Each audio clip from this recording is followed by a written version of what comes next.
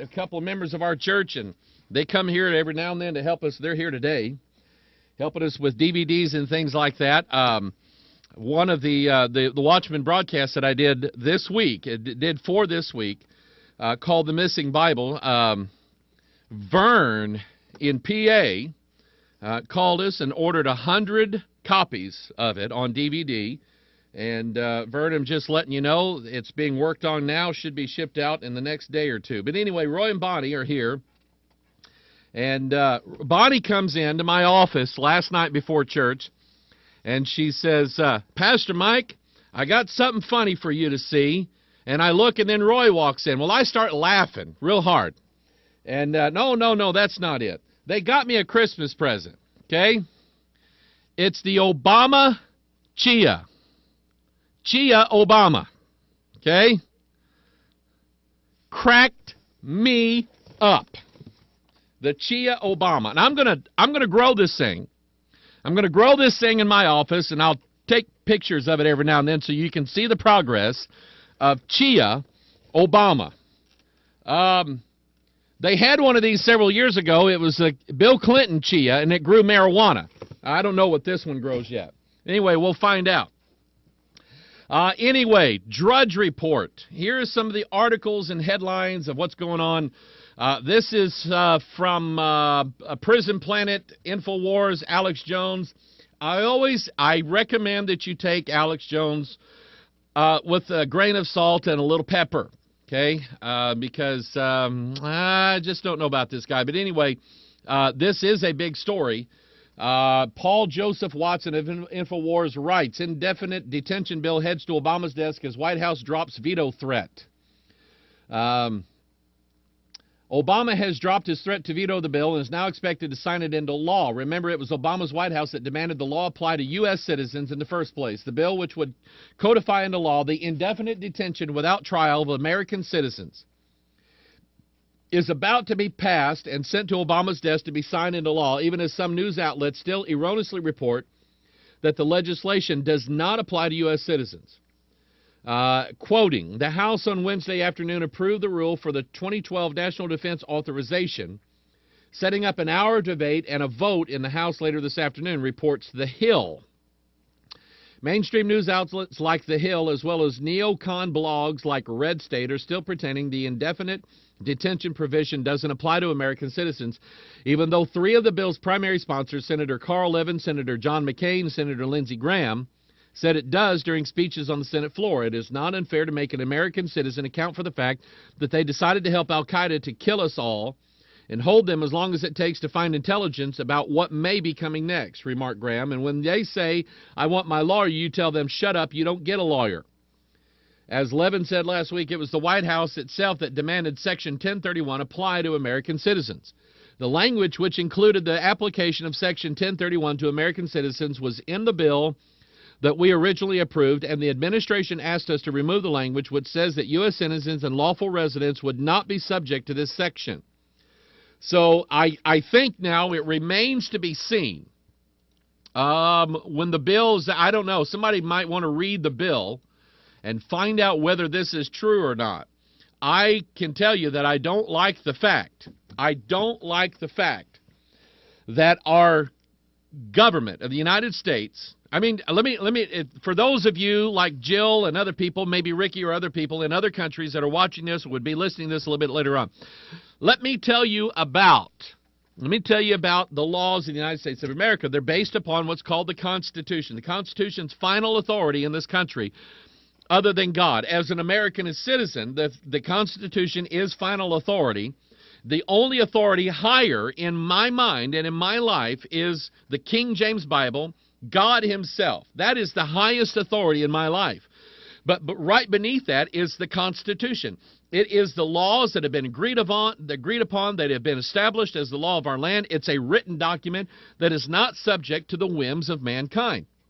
That law guarantees us certain rights as Americans. All you have to do is be born here, or you can attain your citizenship legally in this country and have these benefits and rights granted to you and protected by the Constitution of the United States of America.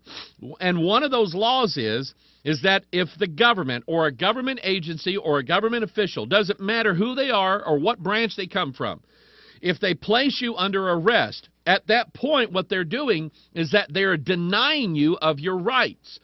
The state, the government, has a right to do that according to the Constitution if they provide for you a writ of habeas corpus. What that means is that the government has to produce a document that says this is what we believe this person did in violation of Section 148, Code number 14, paragraph C. That's what they have to do.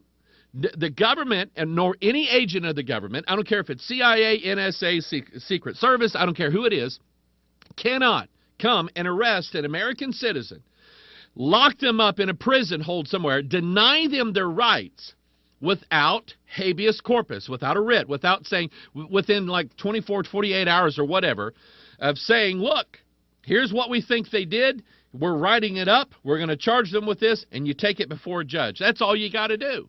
Okay? The judge right then says, well, if the state says you do that, let's go to trial, blah, blah, blah, and you can work out bail or whatever. We also have a right in this country to be represented if we want to be represented by legal counsel. We do not have to, and I'm a little fuzzy on British law. I've heard British cops give a sort of an arrest warning that's different than here in America. In America, you have a right to remain silent. If you refuse that right to remain silent, anything you say can and will be used against you in a court of law. You have a right to an attorney. If you cannot afford an attorney, one will be provided for you free of charge. Do you understand these rights? Si, senor. Okay? I think in Britain, you kind of have a right to remain silent, but if you remain silent and then try to use something as a defense, they can use it against you. I mean, I don't understand all that. But anyway, we have a right in this country not to open our mouth. If we're being accused of a crime, we have a right to go, not saying anything. Okay? We have that right.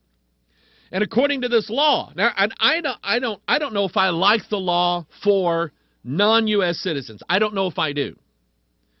But I can tell you for a U.S. citizen, I don't like the law. I don't like a law that is, here's the Constitution, here's God in the Bible, here's the Constitution, here's a lesser law that says if we arrest you and we call you a terrorist, then we can do anything we want to. We can waterboard you, we can do whatever, we can hold you indefinitely. You're lawyer schmawyer, you're not getting one. Okay? I don't like that because the lesser authority does not trump the greater authority. It does not supersede that. And I can tell you, and I believe in authority, I believe in realms of authority, I believe in biblical authority, I believe in earthly governmental authority. I believe in that. God institutes those things. And I have been accused as a preacher. I've been accused of being a shill for the New World Order because I happen to have preached a sermon on Romans 13. And I do know for a fact that FEMA and all these other groups try to get some of these pastors on to say, hey, preach Romans 13, because like in a national disaster, we'll need to go round everybody up and do all this stuff. We want you to preach Romans 13 so they'll go along with it. I'm not in favor of that. But I preached Romans 13 the way Romans 13 was written, that we obey earthly authorities so long as they do not supersede higher authority, including God's final authority. And I'll give you an example of that. Here we have who is it? Peter and John. And they were out teaching Jesus Christ and preaching everywhere. They came before the Sanhedrin. Okay? And now Peter and John, they were lawful citizens. They had respect for the Sanhedrin. Listen to this now. The Sanhedrin. Who came up with that? Moses did. He instituted the 70 who helped rule over Israel. Moses came up with that. And so the Sanhedrin was sort of like the governing body over Israel. And the Sanhedrin, they came before the Sanhedrin. Sanhedrin said, don't teach or preach Jesus Christ anymore. Peter and John, rightfully so, in this case said, we ought to obey God rather than man. And so they went out preaching Jesus Christ in direct opposition to the wishes of the Sanhedrin. Did that mean also that against the wishes of the Sanhedrin that Peter and John had a right to murder somebody? No, it does not mean that. And so herein lies the idea of authority, realms of authority. Here is earthly governmental authorities. God places them over mankind for us to obey. We have to have laws, people. We have to have rules. And yet here is God's authority that always supersedes that. And when this authority tries to overstep God's bounds, this authority is in violation. When this authority commands you that you need to break one of God's laws, then you follow God's laws and don't obey man's laws. Let me put it this way. In China, they have a forced abortion rule. One child, and that's it. After that, you've got to kill that baby. Okay? That is trying to supersede God's authority. That's not allowed. In America, we have abortion. It is voluntary. It is not mandatory. And so I've had 4 children. We adopted 1. The Duggars have, 19 kids now. They tried for 20. They had a miscarriage. They can have as many kids as they want. They can keep popping out kids, and the government cannot make them get an abortion. If the government makes them get an abortion or tries to make them get an abortion, then the earthly government has superseded God's authority, and that family has the right to disobey man's authority in that case and follow God. Same thing about preaching against sin, Muslims, sodomites, and the whole works. Right now, I can preach against Muslims, and I am right now. The religion of Islam is from hell. Okay, I'm saying it. I have a right to do that right now. I can say that sodomy is an abomination before God. It is unnatural, and it's not right. I can say that because that's what the Bible says. If they pass a law that says I can't preach that anymore, too bad. I'm preaching it. Okay? That's what I believe about realms of authority. So here is the President and the Congress and the Supreme Court. They are not the highest authority in this land. The Constitution is a higher authority than they are. See my hands here? President, Congress, Supreme Court, Constitution. So if the President and the Congress and the Supreme Court all say, and they all say, and the Supreme Court hasn't ruled on this yet, and I bet it, I guarantee you it's going to come to the Supreme Court one of these days. The President and the Congress all say that they have a right to detain, arrest, and remove the rights away from American citizens without writ of habeas corpus and without right to an attorney or right to counsel. If they say that, this authority of the Constitution, which says they can never have that authority, this document supersedes that authority. And as an American citizen, I don't have a problem in the world obeying this authority when this authority tries to trump that authority. I hope you understand my little hand gestures here. Okay, that's my issue here. Somebody is trying to get my attention here. John says, Pastor Mike, the Senate Bill S.1867 is on the Library of Congress. I don't have time to read the bill online. Somebody might want to read the bill in lieu of the next Pastor Mike Online. Maybe we can keep talking about this next Tuesday. I actually have I've got a video here. Let me get to some comments and kind of clear this out a little bit. Let me get to some comments here, and then we'll move on to. I actually have the serpent Lucifer on video, and you'll get to hear him and see him here in a little bit. Let me see here.